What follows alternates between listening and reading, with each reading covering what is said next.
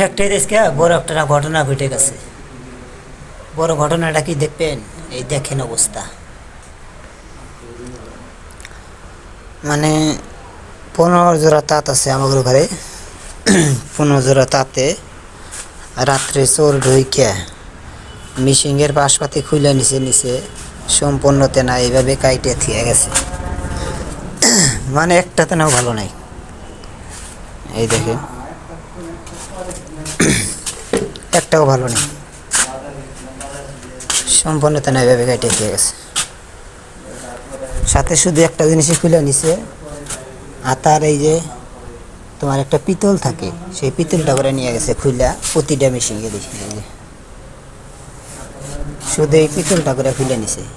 কি আছে এই পিতলের ভিতরে দেখেন তো। খালি এই পিতলটা করে খুলে নিছে প্রতিটা মেশিনেরই। আর এইভাবে কাইটে থিয়ে গেছে।